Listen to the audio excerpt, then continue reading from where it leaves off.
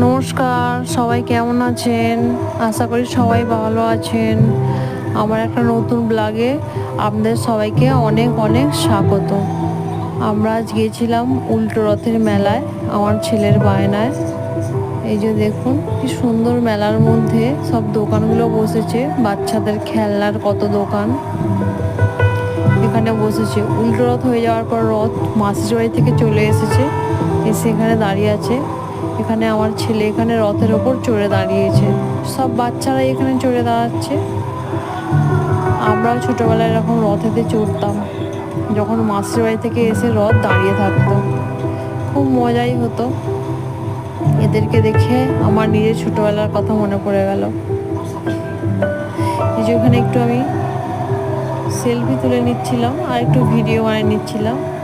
রথ থেকে নামতে পারছে না, তার বাবাই তাকে নামিয়ে দিল।